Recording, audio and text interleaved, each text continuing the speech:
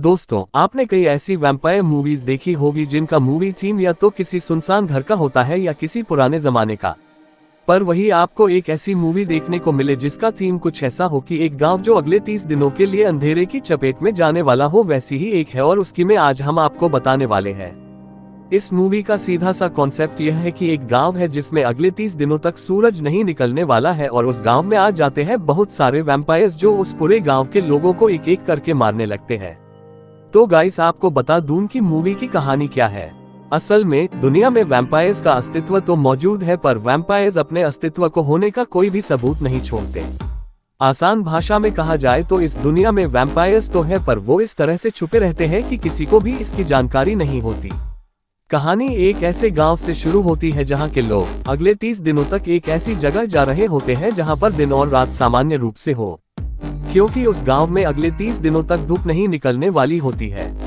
कहानी का हीरो एक पुलिस वाला होता है जिसका अपनी बीवी से 1 साल पहले तलाक हो जाता है, पर उस समय उसकी बीवी भी उस जगह आई होती है जो उस टाउन से निकलना चाहती है। पर जब वह वहां से जाने के लिए निकलती है तो एयरपोर्ट पर खड़ी आखिरी फ्लाइट भी जा चुकी थी। अब वो उस जगह अगले 30 दिनों तक फंस चुकी थी। उस शहर में लाइट्स भी चली जाती है और जब इस चीज का पता लगाने कहानी का हीरो अपनी एक्स वाइफ के साथ उस जगह पहुंचता है तो उसे वहां पर उस जगह के लाइटमैन का कटा सर मिलता है और वो दोनों उस जगह से भागते हैं, पर तभी उन पर कोई हमला कर देता है। उस गांव में खूंखार वैम्पायर्स का एक झुंड आ जाता है और वो सभी से कहता है कि इस पूरी जगह के लोगों को मार डालो। ये फिल्म काफी मजेदार और रुचिकर है, यह आपको अवश्य ही पसंद आएगी। दूसरा भाग पहले भाग में हुए हादसों के बाद में शुरू होता है। मूवी में दिखाया जाता है कि पहले भाग की हीरोइन दुनिया में फैले सभी वैम्पायर्स के राज को उजागर करने में लगी है और वो पाती है कि उन वैम्पायर्स के साथ कुछ इंसान भी मिले हुए हैं जो केवल इस लालच में उन दरिंदों का साथ दे रहे कि वे इन्हें अमर कर सकते हैं, क्योंकि वैम्पायर अमर होते हैं और उन्हें आसानी से नहीं मारा जा सकता।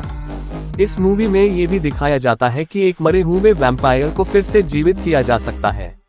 इन सभी वैम्पायर्स की एक रानी है जो एक बड़े से शिप में रहती है और सभी वैम्पायर्स को कंट्रोल करती है।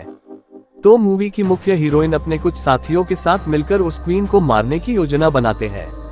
इस मूवी में हमें उन वैम्पायर्स के बारे में काफी जानने को मिलता है।